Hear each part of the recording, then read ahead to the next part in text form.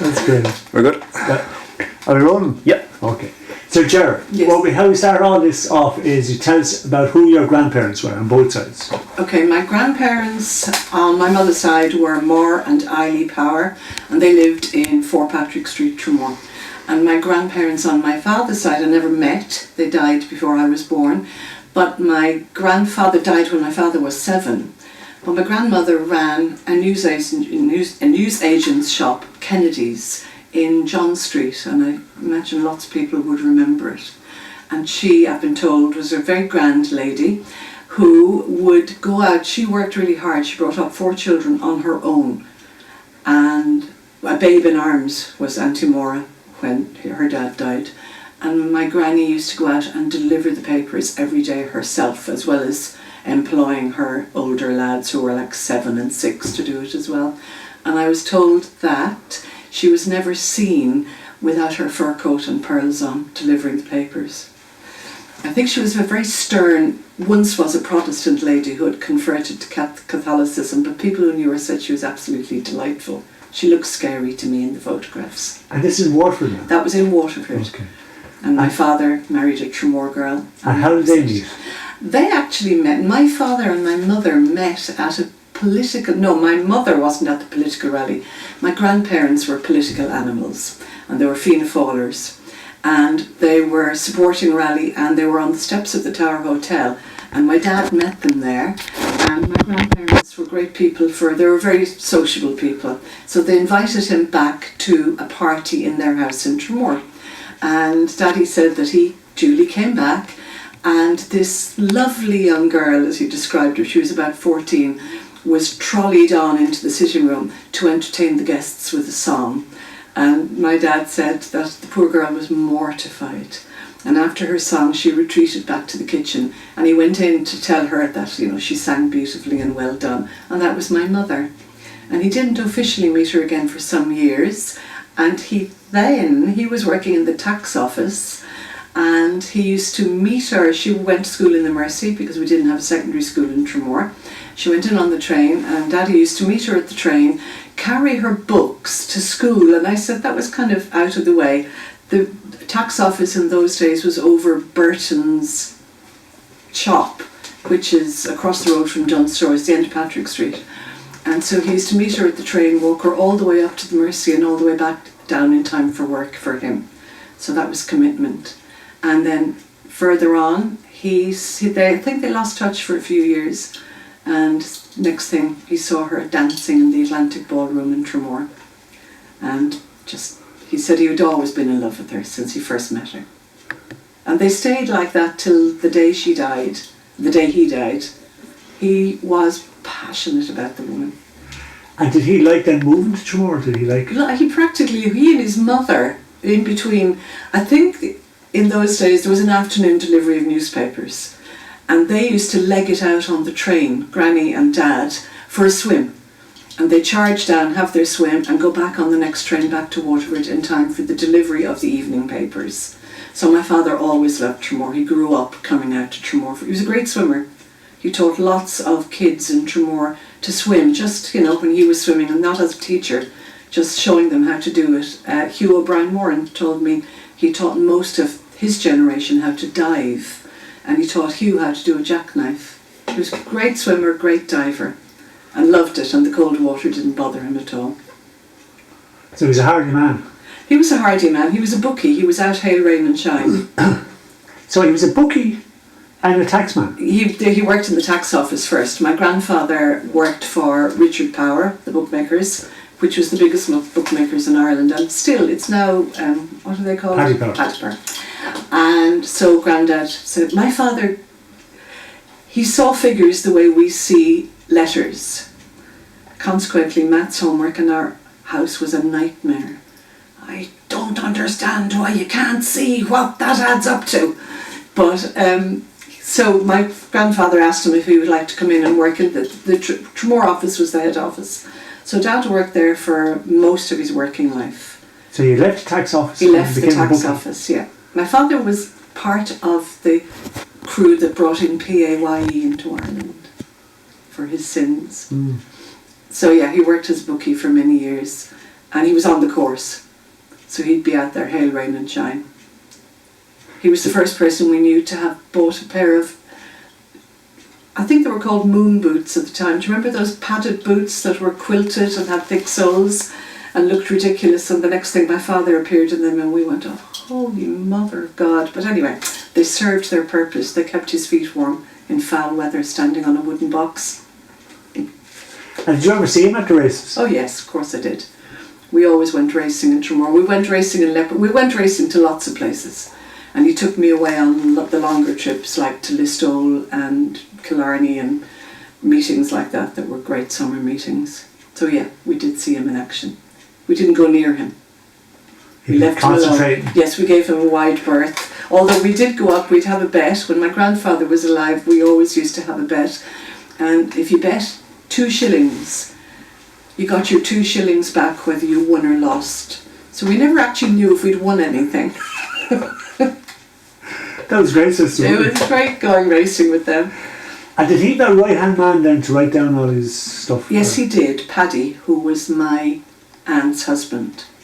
You interviewed her recently. Yeah. And he was also his driver. And my father, well, I won't go into it. Edit that bit out. Tell me, then, okay, so what's your earliest memory of Tramore then?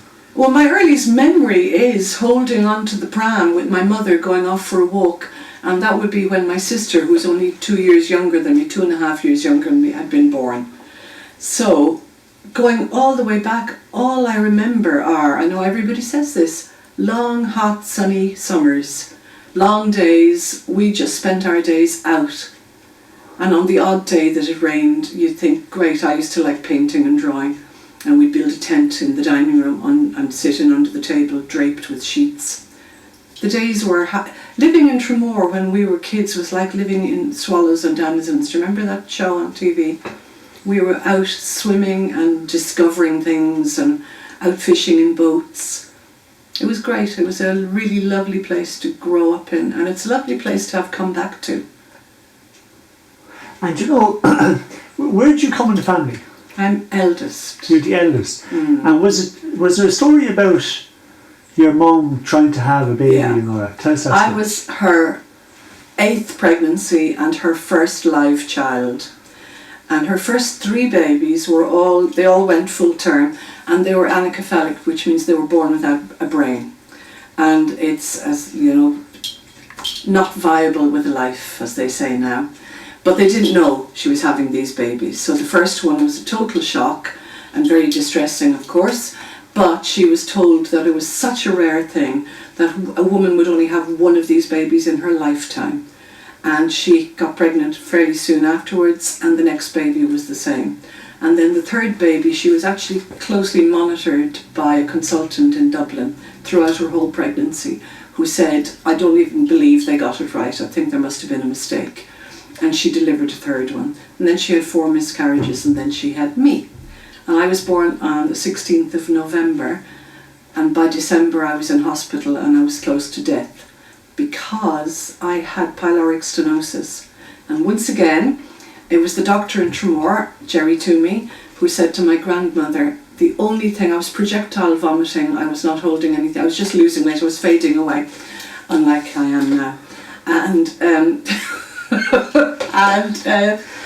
Dr. Toomey said to my grandmother, there's only one thing I can think of, but she can't have it because it only happens in firstborn boys.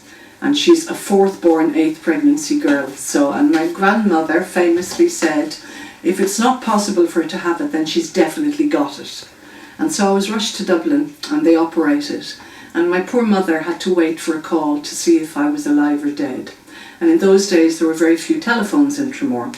So I always thought she went up to Dr. Toomey's house, but it may have been somebody else's house. But it was up on Priest Road anyway, and they were staying, our house was being built at the time, so they were staying with Granny and Grandad at the end of Patrick Street. So she'd gone up and she left the house and turned the corner up by the church and started walking down. And my mother was quite ladylike, she was great fun. And she started walking down Summerhill, and then she started walking more quickly, and then she stepped across Main Street down to Patrick Street, and then she started trotting a little bit, and next thing she was running and skipping and whooping and yelling, and all the neighbours were out on their doorsteps because everybody knew Kathleen Power's gone up to see if her baby is alive or dead, and they all started applauding and cheering. Isn't that a nice story? So here I am.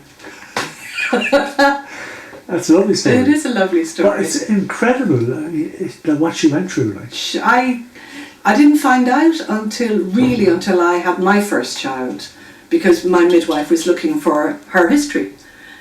And I was shocked and I was upset. One of the things that she told me was when the missions came to town, she went to confession because what she was looking for was permission from one of the missionaries. She'd been told by the doctor her body wasn't able to have any more pregnancies, not right now. She needed to call a halt. There was no such thing as birth control. The only thing was abstinence. And my mother herself told me that she ran out of that confessional in tears and ran out of the church doors and ran home crying because the man who had made the decision on her behalf had told her under no circumstances could she abstain. It was her wifely duty to give my father whatever he wanted. And my poor father, he would have moved to another planet if it saved my mother any kind of grief at all. So I'm assuming he knew nothing about this. So it bothered me that they had a terrible, I can't imagine what kind of a first sort of 5-6 years it was for them, losing one baby after another. And then she got a clatter of us. and how many of you was there? They're not that many. There are 5 of us. I think she had one more miscarriage between my sister, my youngest sister and my youngest brother. I think that's where it came. But there are 5 of us. It was grand. It was a big enough family. But like the eldest 3, we came steps of stairs after all the lost babies. Me and my brother came a year and a month later, and my sister 18 months after that. So she had her hands full, but I think that's all she wanted. Yeah. I'd say you were very loved. Very loved. Hugely. Like, to this day I meet people who say, God, you were spoiled rotten. We were loved, and there's a reason. That's really the reason. They would have loved us anyway. But I think it changed the face of everything to get 3 live children after loads of dead ones. Very sad. What was amazing, their faith. I inherited my father's letters that he wrote to my mother when she was in hospital in the weeks preceding my birth. Now, she was in Dublin in Holles Street. He was back here in Tramore in the tax office. Every letter is stamped with the tax office stamp. And what has completely blown my mind is the absolute faith they both had. Every letter is filled with things like, my darling, if it's God's will that we will bring home a baby, then that's what will happen. But you and I know if it's not his will, we will go on the way we always have. Oh God, imagine having faith that strong. Or a belief in something so strong that you're so accepting. That's it was acceptance, not faith. And that amazed me. Nobody would be like that today. Well, a little bit maybe. It is what it is, but... It's amazing.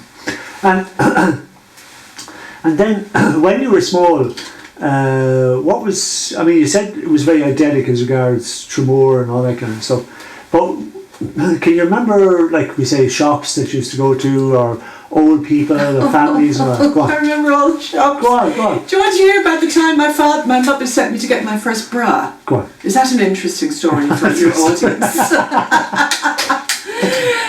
What age are you now this now? I suppose I was old enough now. My mother didn't realise that I was in need until I told her. So I would have been coming to 13, right? We were much later developers in those days. Tramore we never needed to leave Tramore. You had every shop in the world that you could possibly wish for. And most of them were Main Street and Queen Street. And the go-to shop for nylons, American tan was the in colour at the time, and school uniforms and shirts and socks and your comics was Martin's on Main Street. Anyway, I told my mother I really needed a bra, so she sent me down. I think we had an account in Martin's. Lots of people would have had an account there. And if you didn't have an account, you'd bring it home on APRO anyway.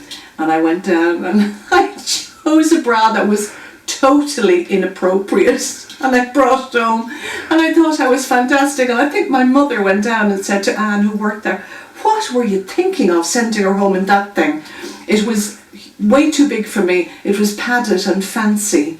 I needed something very simple and cotton." But anyway, I'd said to the girls, "No, this." I remember them saying, "This isn't a this one is much better. Would you not try this one?" "No, this is the one I want." It was blue and white check. And across the road was Keneally's, and up the road from that was Willie Goodwin's. Willie Goodwin's shop was fabulous. My memory of Willie Goodwin's is a big old shelf counter with a few turnips on it and a few parsnips and a few onions. And Willie Goodwin was an old man when I was a child, but he possibly was quite young, I don't know. But Willie Goodwin always said, when you said thank you, Willie Goodwin said, "Thank you very much, thank you." And in our house growing up, if anybody said thank you, there'd be a chorus of, "Thank you very much, thank you," says Willie Goodwin. And we still do it. The man is long dead. And there was Goodwin's, the milk shop, the dairy. And Mrs. Goodwin, it was a tiny shop. Mrs. Goodwin used to work in behind the counter, and it was a sweetie shop, and she had jars of sweets, and she made twists with newspaper that she would weigh them out and put them into. But her husband was the milkman. And growing up, they lived on Main Street, and I think the eldest son still lives there. But growing up, when we were children, when we were having lunch on a Sunday, I used to go into a daydream thinking, wonder what the Goodwins are doing, because there were 14 of them. And that was a big family. You know, I know there are way bigger, but it was quite a big family. And I used to fantasize about them rotating around the table, or would they sit in different chairs in the sitting room while they were eating. And I had very little to be worrying about, really, didn't I? And they were lovely. Almost everybody had a Goodwin in their class. I had Margaret in mine. And primary school, where'd you go? I went to, do you know, I can remember my first day at primary school, and I was 3.5 when I started school. I'm just going to go back a little bit. My mother was 2.5 when she started school. Yes, also in Tramore, because my grandmother had at least one more baby. I think it was Auntie Lala. Auntie Lala was wild, and the nuns heard that Eilidh Power was having a really hard time with the new baby and the toddlers. So they went down to her and said, "Send her up to us. You can send her bottle with her and we'll look after her." And my mother went to school at 2.5. I went at 3.5, and I can actually remember walking in the door and everything seemed really dark, really gloomy and really big. And I can remember holding my mother's hand, and I was small enough that I was holding it, my arm up here. And she brought me in, and there was a split, this classroom or that, and I was in this one. And we sat down on tiny wooden chairs, and I must have come in the middle of it wasn't a new year, because all of these children were already there. I don't know why. And the Moontor was doing the roll, and she said something and there was no response, and the girl next to me dug me in the ribs and she said, "That's you," because she was calling our names out in Irish, and I had no idea what my name was in Irish. So I got on well at school. I loved it. I enjoyed most of my time there. And then, did you make new friends there, or the same friends that you had already? I probably made new friends there, because the friends I'd already had were children who lived around where I lived. So when I went to school, I met lots of new kids. My parents would have known their parents, but we didn't particularly know. And at 3.5, you only know who's in your own immediate circle or your parents' immediate circle. So I did. I made lots of new friends. Some of them, we're not great friends still, but we'd still see each other and catch up, and we occasionally have school reunions. So some of them are still around. Yeah, and a lot of people have said about, I suppose, Tramore was very small at that stage, in the sense that everybody kind of knew each other. Everybody knew everybody. Yeah. All families knew each other. Yeah.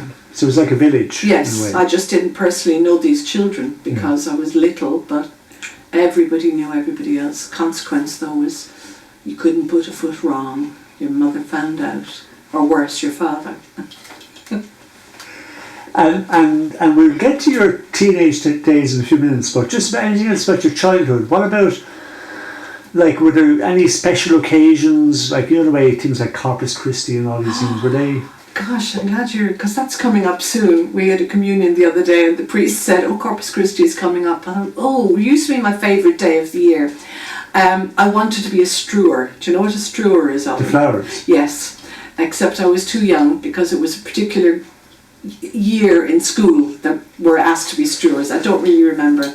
But I do have a photograph of myself wearing the closest thing to a strewer's frock at the time, which was really pretty, and it was white with little flowers on. But the year I was a strewer, actually, no, I'm going back a little bit before that. Before the Corpus Christi procession, we used to have the Queen of the May procession up in the convent gardens. And in front of the convent itself now, where the nuns lived, there is a statue of the Virgin Mary with steps up to it. And when I was very young, I was chosen to crown the Queen of the May, which was a massive honour, and I could have been only 5 or 6. And there's a procession that goes all around the grounds, kind of goes round and round, because the grounds aren't very big, and we're all singing and chanting hymns and things. I'm sure you don't chant hymns, but anyway, singing hymns and all being frightfully holy. And then it ends up coming back up, and it's a huge gathered mass. It was my first big audience, I realise. And look, I was the star attraction apart from the statue herself. And I had to climb up the steps, and I think I must have had to climb on a box because she was too high for me. But the little wreath of flowers we crowned her with was absolutely beautiful. And there weren't real flowers, they used the same one year after year, but it had been made specially for the size of the statue. So I crowned the Queen of the May. I was actually a really good kid at school. I got picked for lots of things. Things changed later on. And so the Corpus Christi procession, the year I was strewing, oh God, it was just, I thought, this is it, nirvana. I have achieved something. And with the Corpus Christi procession then used to go from the church down Patrick Street, so it would go right past my grandparents' house. And the whole of the town used to be decorated for Corpus Christi. And what's really funny is when I look back, it looked glorious at the time, but a lot of it was valerian, wild valerian, because they grew in great abundance in Tramore in those days. So I realise now most of the people used to tie weeds around all the telegraph poles, but it looked very colourful. And there were lots of roses as well, but the flowers you strewed with came from the gardens of the people in the community. And we had roses and peony roses and beautiful fresh petals. So, and there was there was your basket, you picked up your flowers, you had to do something like this, and you kissed it, and then you turned your whole body around and strewed it in front of the sacrament. It was quite a palaver. Did it smell nice, the flowers? The rose petals smelled lovely, yes. The valerian on the poles smelt of nothing at all. And by that evening they were very bedraggled and sad looking. They needed to come down quickly. And all the windows used to have altars in them. And of course my granny's window would just be the best altar of all. And they would be resisting clapping and cheering me going by. They were blessing themselves instead. Praying for you. Yes. Tell me then, do you remember going to the pictures when you were small? Absolutely. And there was a great divide in the cinema, and you walked into the Rex cinema, and down to the left as you walked in were the wooden benches, and up to the right were the plush seats. We never went to the wooden benches. We were a bit nervous of the kids who were down there. I know this is a total opposite to what other people have told you. We went as far up the cinema as we could get so that they wouldn't throw apples and lollipop sticks at us. The cinema was brilliant, but the cinema was someplace you went to when you fancied a boy. We rarely went to see them. Well, we did. We went to see a few films, but usually you went when you were coming into your teens or very early teens, and then your gang would say, shall we go and see such and such, Guns of Navarone, for example, and other crazy Second World War films and westerns, horror films. It was great. But it was a way of maybe meeting a boy, kind of thing? No, you would have met him already. You were simply trying to attract his attention now. Oh. It was a kind of a butterflies and bees thing. I do remember my first memory of being in the cinema is Sleeping Beauty, the Disney version. And it scared the bejesus out of me. And I can still remember I went with the girl next door, Carmel Havering, and I was terrified. So, and I look at it today and I still think, the witch, the wicked stepmother, terrified me. It was really well done. So that was in the cinema. And you know you said you went to the nice seats in the cinema. Well, I mean, would you have seen yourself as kind of a middle class child? I didn't see myself as a middle class child, but we had a privileged upbringing. Okay. And would you have been conscious of the fact that others wouldn't have had? Yes. Okay. Yeah. Yeah, it wasn't something we weren't aware of. And how did that manifest itself? Where did it come up? Like? Well, my parents would tell me that you're lucky, so don't forget it. And there would have been a lot of poor families in Tramore in those days. We always had plenty. We weren't rich, but we had plenty. And we were aware of it. We didn't want for anything. So, and we did, I suppose, grow up with some kind of a social conscience. Not as massive as I have developed over the years, but an awareness that we were privileged children and we had a nice life, and don't underestimate it. And then you mentioned about the idyllic sunshine and all the rest of it. Where did you go swimming? We swam in the pier. We had where I lived was up opposite what's now the Coast Guard station, and my sister still lives there. So we literally had a triangle of a playground that went from our house to the tennis club along the Donerail to the pier, and that was our triangle. And several of our friends lived in that triangle, and those that didn't live very far out, and that's where we would spend all of our summers. If it was raining, we'd go to the tennis club and we would play games or listen to records on a record player. And if it wasn't raining, we were gone, and we'd be gone from morning till night. And would you ever venture down around? Yes, we weren't allowed down around, but that didn't stop us from going down around. And we used to go down around, we used to hang around Freddie's jukebox. You would hope once again to spark a relationship with some boy that you might catch his eye at the other side of the jukebox. But you also lived in fear, well, I lived in fear of spotting somebody that knew my parents that would go and tell them I was hanging around down around. And that was it. And when I look back on it now, it's a part of the fabric of growing up here, but it was a waste of great weather when we could have been off swimming. But Freddie's jukebox was good though, wasn't it? Freddie's jukebox was brilliant. And also Freddie was our friend. He's our age. He was always working all the time. He did the bumper cars at the time. But we used to say to Freddie, oh, can you get this, that or the other, whatever would be, number 1, 2 or 3 at the time. So he always had the best, most recent music, and it was great. I remember many happy songs down there. But I think even now when they play and we're all together, somebody, oh God, do you remember? And everybody will remember who they were going out with, or who they fancied, or who they'd just been rejected by. It's always about some kind of a love story or a wish you were a love story. And what kind of songs went in your head? Oh, okay. Blackberry Way, Herman's Hermits. Will you please play a song? What's My Sentimental Friend? Me and You and a Dog Named Boo. Oh God, all the songs from that particular era, and I'd have to look them up to date them. I don't know when it was. Anyway, great stuff. And then with boys and girls, then when did you start going to dances and all that? We went to hops in the tennis club, which was our big sort of dancing social thing.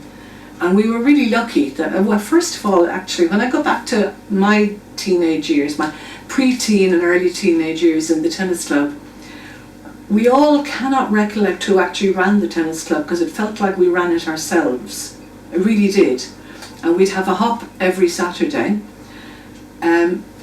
I think it was O'Sullivan's used to deliver the bottles of Coke and lemonade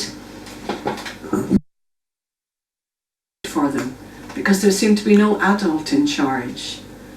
Once in a while, Anthony Kelly's father, who was Dr. Kelly, lived over that way, he'd come in and bark at somebody to cut the grass or line the courts. But so we had a free run in the tennis club, to the point where one time, I'm sorry I'm deviating, I remember one time we were just sitting on an old, we also gathered old furniture from places. We had an ancient old sofa that we used to sit on, and there was an old table, and visitors to Tramore came in and they wanted to play tennis, so they were asking us what the green fees were. So we gave them some ridiculous price for green fees, and they paid us, and we went down to the sweetie shop and spent all the money.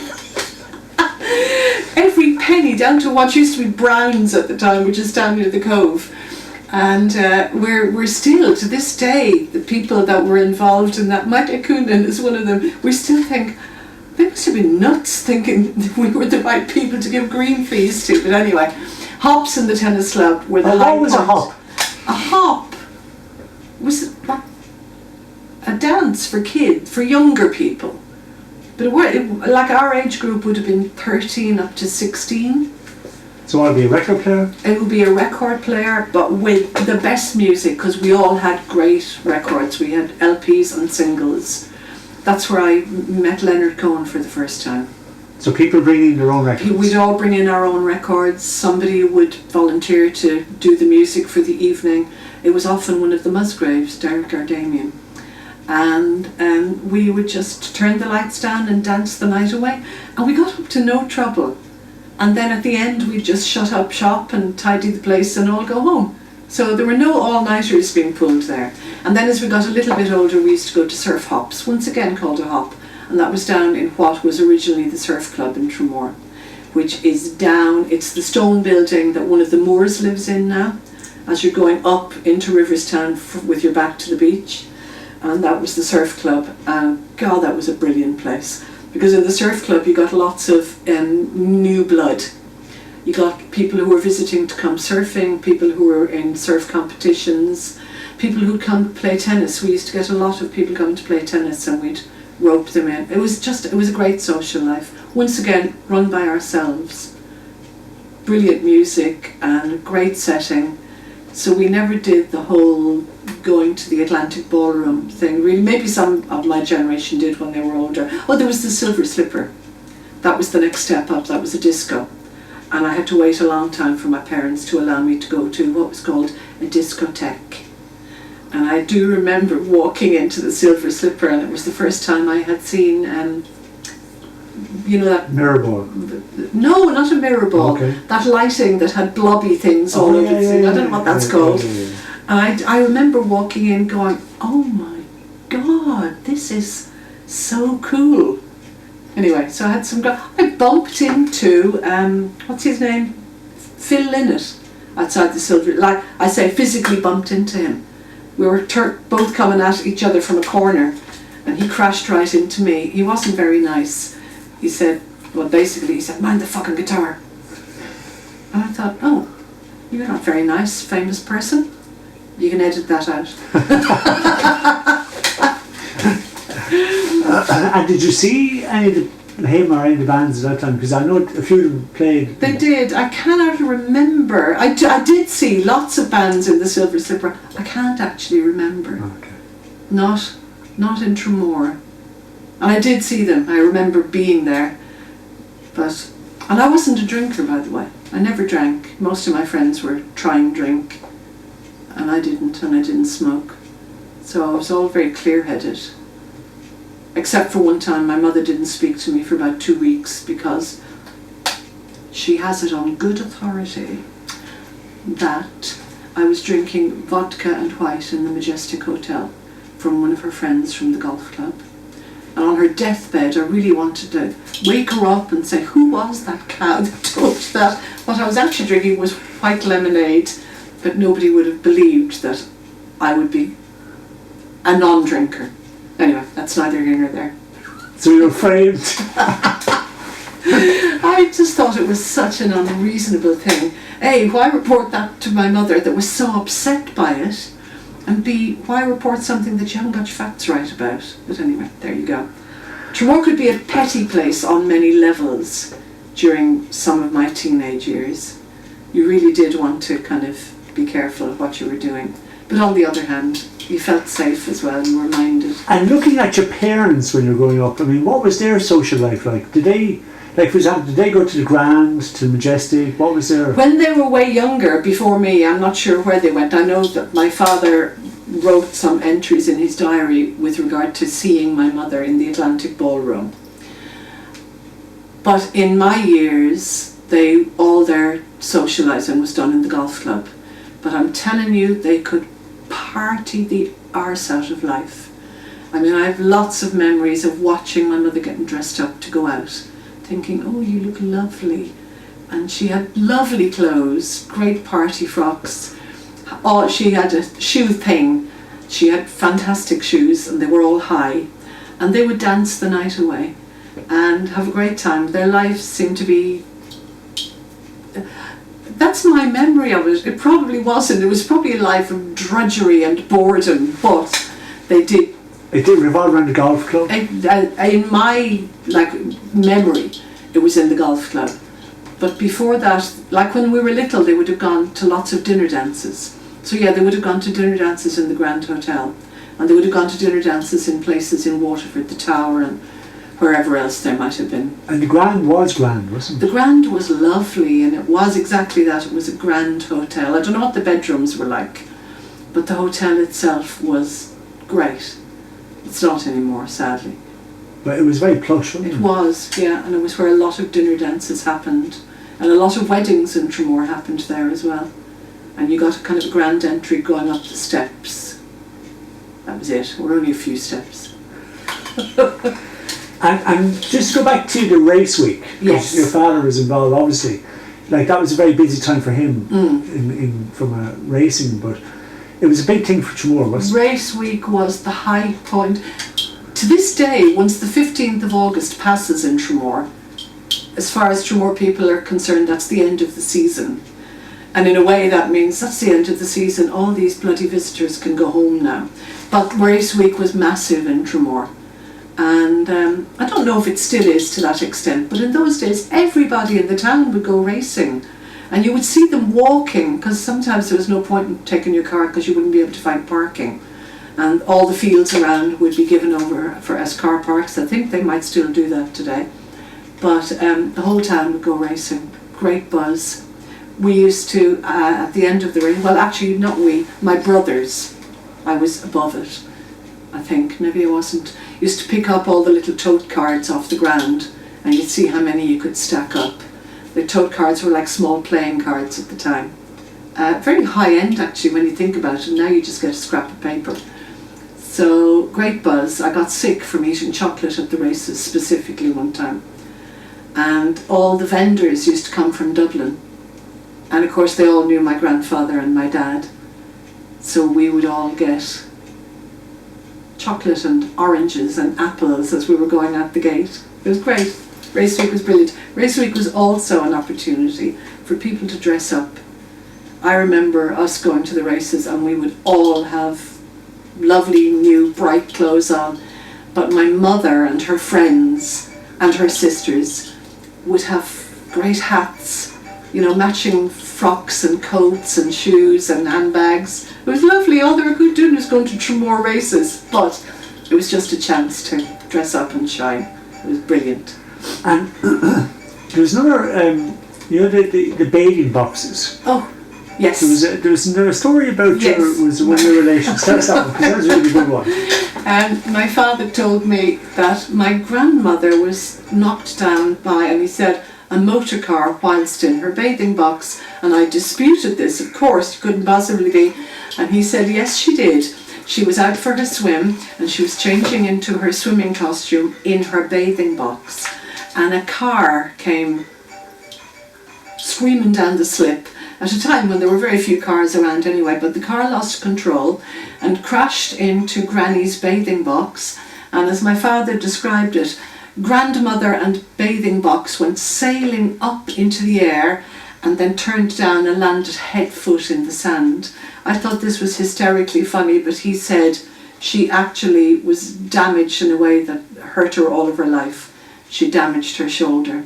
So I think I can lay claim to the fact that my grandmother is the only woman, well, she's the only woman I'm aware of that was knocked down by a motor car whilst in her bathing box. And the bathing boxes were a whole ritual, weren't they? They were a ritual, and somebody would pull them out. There was somebody in charge of them. Ollie, they're before my time, in case you think I have personal experience of them. Yeah, because nobody would change on the beach. No, not the way we do now. So into this dark, gloomy bathing box, they had wheels, and I think they had steps, and they could get pulled into place. They'd be all in a row along the slip. And I don't know if you owned a bathing box or if you rented a bathing box. I think you probably rented one. But I'm sure there were lots of regulars that had their names. And again, the ladies would have dressed very modestly, wouldn't they? Of course. Going into the water. No, I couldn't even imagine my mother in a swimsuit, my grandmother in a swimsuit.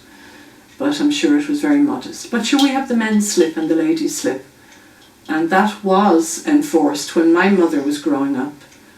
And the kind of, it's not an irony, what would you call it? Anyway, the pointlessness of it all is that no matter if you're on the men's slip or the ladies' slip, once you're in the water you could meet. But it used to be men's only and ladies only slips. I mean, the other thing which I suppose is gone now was deck chairs. I remember the deck chair man. He lived over near O'Neill's pub, and he used to bring his deck chairs down every day and rent them out. And there were those wonderful ones that are now retro deck chairs, and people pay silly money for them in design shops, even though they are still fiercely uncomfortable. You're basically sitting on some kind of a hammock with lumps of wood behind your neck and behind your knees. But he used to rent those out, and lots of people. See, Tramore is full of visitors who would have come on the train, who wouldn't have come with all the paraphernalia that we shove into our cars now.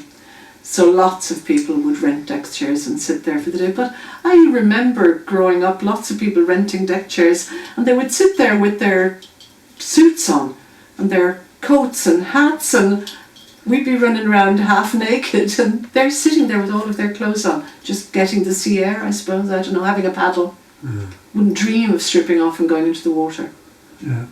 And then obviously, I mean, Tramore now has gone much bigger.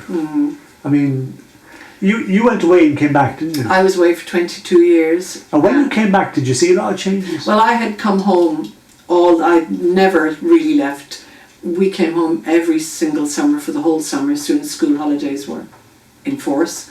Often we took our kids out early and came home long before they broke up in England.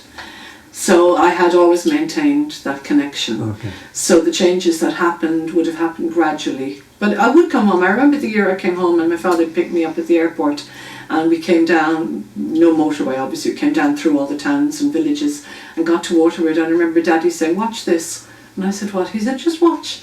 And we were approaching the roundabout near Superquin. And he said, "Watch this. These feckin' Egypts, they have no idea what to do at a roundabout." And he was right. People were driving across the roundabout because they came to it and they were confused. So yes, I saw changes in Ireland, like in Tramore, roundabouts. Now we have traffic lights in Tramore as well. But yeah, the place mushroomed. When I was growing up, you knew pretty much everybody, and if you didn't know everybody, they certainly knew you. And was that because people didn't see it as fashionable to live in Tramore? I don't know. There weren't any cars. Well, there weren't as many cars. God, I talk like I'm ancient. But even going back to when I was a teenager, there weren't that many cars. Not every family had a car. And so, access to cars and public transport changed everything. I'm guessing. I'm making this assumption here. I don't really know. I have no facts. Do you remember the train? I do. I remember the train. I remember being on the train. I remember there was a cigarette machine or a chocolate machine and I remember it being so high I had to stand on my tippy toes to reach up to it. So I do remember the train. But I could have been only 3, 4, 5 then. And I regret to this day they didn't hold on to it. I know. And I remember the magic of a bus service.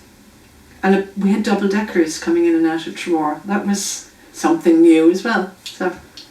And the double deckers were they the ones that you could jump on and jump off, or were they? I don't remember because I didn't use it very much. And when I started using it, I was at college, and I don't know if you could do jump on and jump off ones then. And also, it's quite possible that they were gone to single deckers. I don't remember that. Okay, and then just in relation to, I mean, I know you're now involved in the arts and all that, but was there any people like arty kind of people from your memory growing up in Tramore? We were taught art. I did extracurricular art when I was quite young, and we were taught by a man called Joe Gillese, and he had what I thought was the most interesting shop in Tramore. And I've heard other people refer to it as that weird shop that Joe Gillese had. You had to go up steps. It was on Main Street. It was tiny, and you had to go up steps to get to it. But inside, he sold violins. So he must have sold other musical instruments. It was a dark shop, but I remember thinking, I like everything that's in here. I don't know what it is. And I got my first and only violin from Mr. Gillese. And I remember he said, oh, and you will need to have rosin as well. I didn't know what rosin was. I was with a parent. My grandparents bought me my first violin. And I can still remember the dust from the rosin. He was showing me how to use it on my bow. And these little sparkles of dust were flying off this. It looked like a lump of amber. It was just a thing of great beauty. Anyway, Joe Gillese taught us art. It's not the kind of art I would teach to children now. I know. It was very formal drawing. And who was it? Was it just you on your own, or was it? No. I don't know who started it, but a group was gathered of kids who might be interested in learning to draw. And where we had the classes was down in the Moore's house. They lived there, the Moore family lived there. Atlantic, the one down at the end of the prom. I can't remember which one it is. So we used to have our classes in there on drawing boards with a block, and he showed us how to hold a pencil, and he was very specific about it. And what kind of man was he? I just remember him being a older gentleman. Don't remember much about him other than he was very strict about how we would hold our pencils, and he was teaching us things that it was a very classical kind of a drawing training, and we were young children. But it must have worked, because I can still remember what he taught me to this day. And I still show people not to specifically hold their pencils the way he showed us, but I will encourage people to hold their pencils and free up their wrists, and that's what he was trying to do. I don't remember much about him. He lived on Church Road.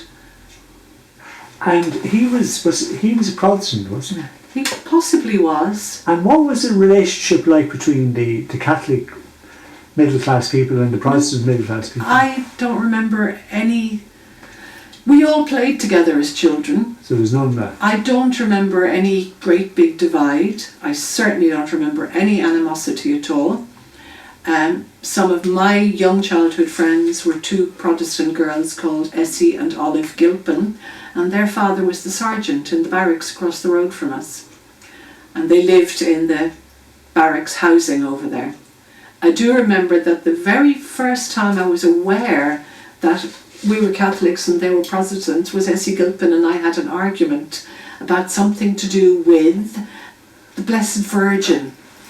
And she told me that was a load of rubbish, and I was appalled. Of course it's not. It's what we know to be true. And that's my first realisation that there was any kind of, not a difference, we were all the same kids, but they learned and believed something slightly different to what we did. But no, I don't ever remember any bad feeling, anything. We all worked, played together, shopped in their shops.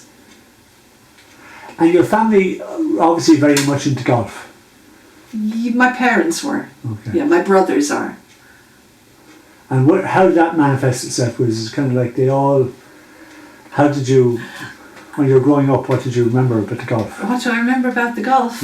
I remember endless dinners, having golf conversations.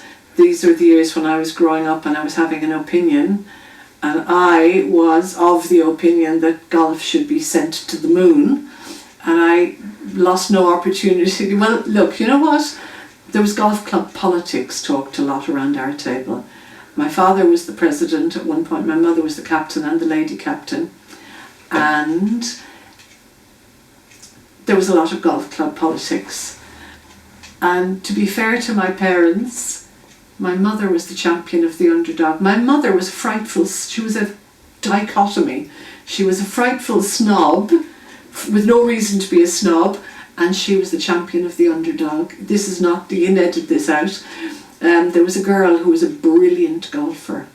Rose Power, she's still a brilliant golfer, I believe. And she was representing the team, the golf club Tramore, on a national or international team. And there were a few mutterings because her mother worked in the kitchen in the golf club, and I think she worked serving tables in the golf club. And so there was, you know, it's not a good thing to be represented by a member of staff. Well, if you heard my mother on her soapbox tearing strips of these witches who were calling her out, and that girl went on to win many trophies for Tramore, and I'm sure they were very glad of her. But don't put any of that into your films, I won't. Too many people. We'd upset too many people. You would upset a lot of people. Well, actually, funny enough, the guy who we met in the golf club. Oh, is that going to go on YouTube forever now? Yeah. But the funny enough fella that we met in the golf club said something very similar. Oh, what did he say? He was a caddy. He'll be Michael Burns, am I right? Yes. Super golfer also. He was a caddy. Yeah. Coming from a very poor background. Yes. And he made it as a golfer. Yes. And Tramore Golf Club wanted him back in as a member. Right? Yeah. And celebrated him after that. Yes. But initially it was very much not necessary. Okay, well I'm glad I'm not going to be... No, I think the Tramore Golf Club changed. Of course it changed. At some stage. Yeah. There would be a very old guard of Tramore Golf Club long before my parents. I'm sure my parents were probably seen as bloody golf club blow-ins, you know, what do they think? We wouldn't have had a golfing history in our family, whereas other people would have had a history of going back several generations of golfing, and we didn't. Both of my parents started golfing for pure pleasure. My mother ended up teaching beginners golf, and I think it used to be on a Wednesday morning, and we heard such hilarious stories about, and we were going, what qualifies you to do? She was a very good golfer actually, but loads of people have told us what fun her beginners golf classes were. They just loved going. People who'd never golfed before and decided, it was, I think mostly women, just decided, oh, maybe I'll try golf. You know, I've played camogie and I've played tennis, and so my mother was very encouraging and very warm and very funny.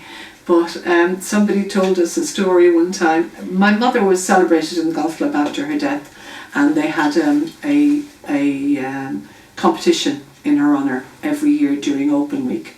And that, to answer your question about are we into golf, that was the only day of the year that the women in our family used to go to the golf club.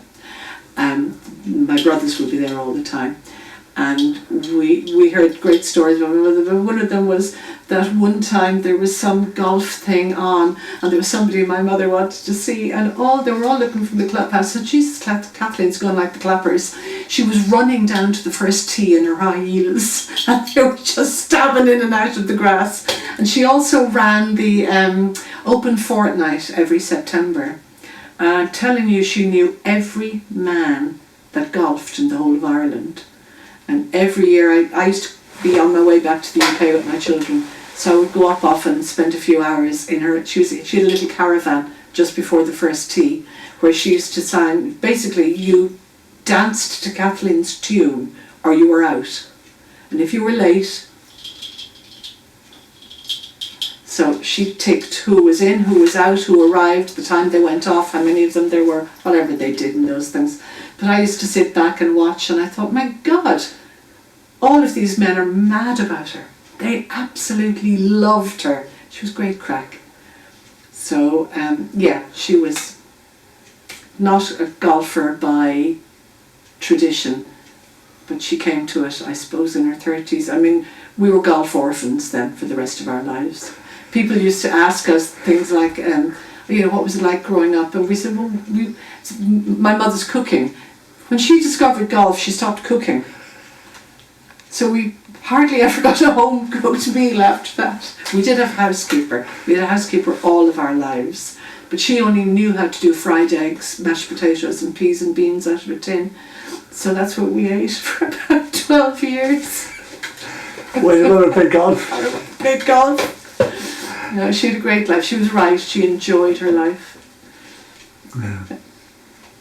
And your dad, what about any stories about your dad? Because I mean, like, he was well loved in Tramore, wasn't he? Very well loved. I have football stories about Daddy. He was a founder member of Bohemians in Waterford.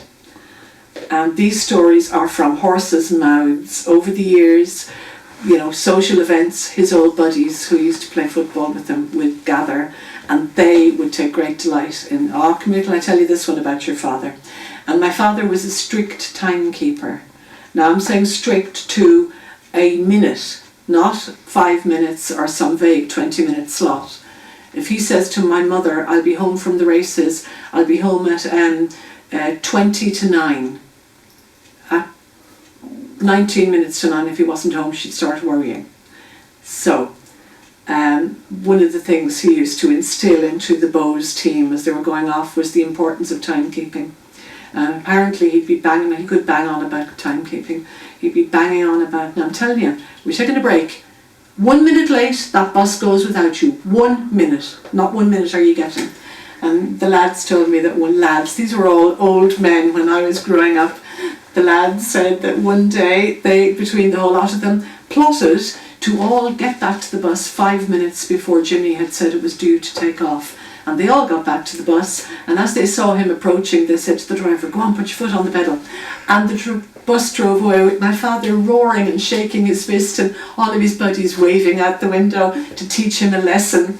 And the other one was, they were playing a match, and he said to them, you are representing not just your club, but you are representing our town, the city of Waterford, so behave yourselves. And they stopped off in, I think it was Youghal or Dungarvan, and Paul Cunningham told me which one it was the other day, and they must have stopped off on the way back. So the following day, my father was working in the tax office in those days, this is going back a good while.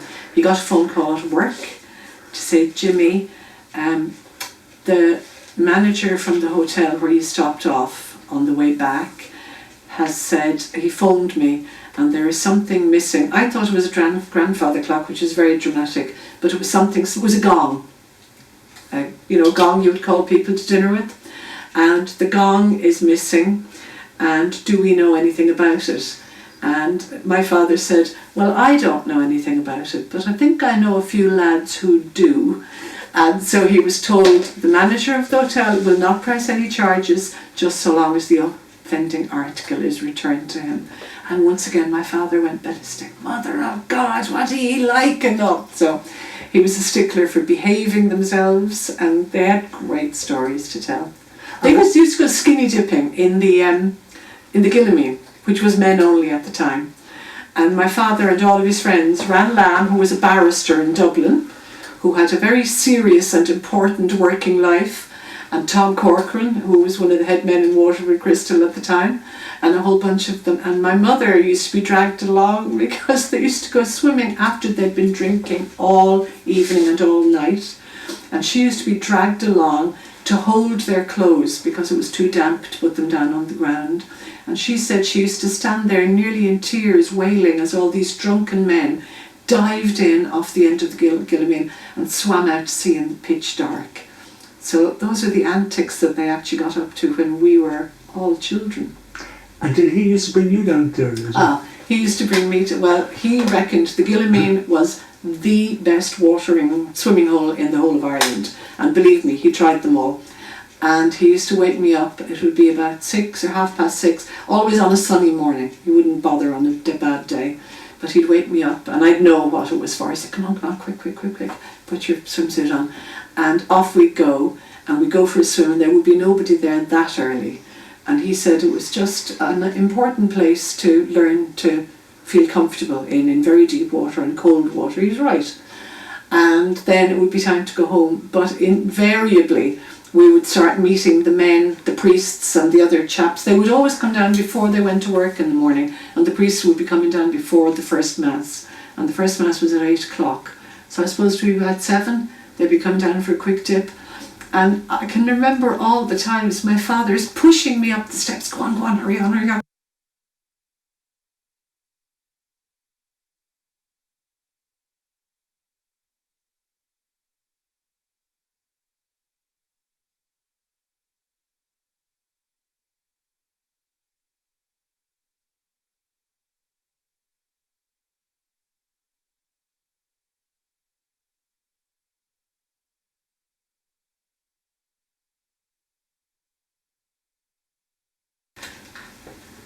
That's a very unfair thing to say. Maybe they wouldn't have said that at all. But, it's a great place to swim when you're very young. And it was great for me. I actually got a kick out of knowing I was swimming in a place that I wasn't allowed to go. Breaking the law, breaking the rules. Yes, it was lovely. And I loved that my father was breaking the rules for me.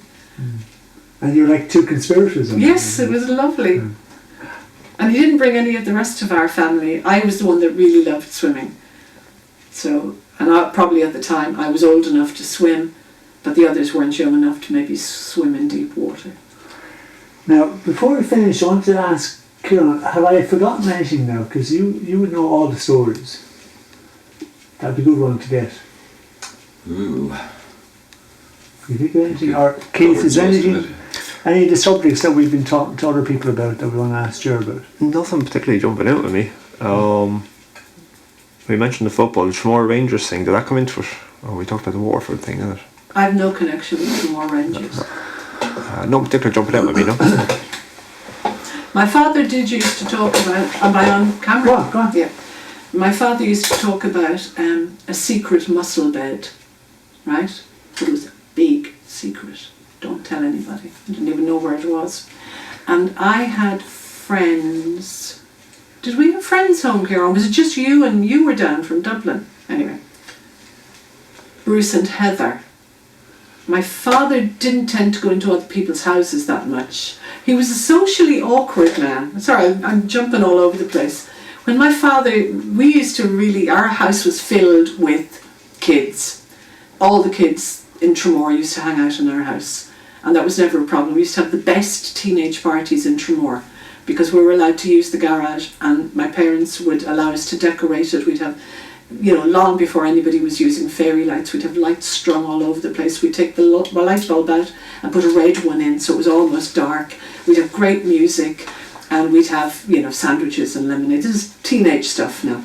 But our parties were legend in Tramore, and going down through, I won't say generations, but myself and then my brother and his gang and then my sister, and we all had years of parties in the garage. But I've deviated. What the hell was You were saying he was a bit socially... Yes, but by the same token, I can remember loads of times I'm sitting with my friends in our sitting room and we're just chilling out, hanging out, maybe listen to records, and my father would come in and he would stand in the doorway, and my friends still remember this. He'd stand in the doorway and he'd plant his feet slightly further apart on the floor, and he'd put his hands in his pockets and he'd jiggle the change, and he'd say, oh, I'm sorry, I'm disturbing you. I'm sorry. And I'd say, it's your house. No, I'll leave you alone. So he was really funny like that. So he didn't go into people's houses that often, that's what I was saying. But anyway, he wanted to show Heather our mussel bed. And he said, we walked all the way down to the furthest end of the sandhills on a low tide. And the whole time, he lost no opportunity to say, no, don't forget, this is a secret. Nobody knows about this place. And I have photographs of it. Daddy had wellies and shorts on and he was carrying 2 buckets. So we were all similarly attired, really.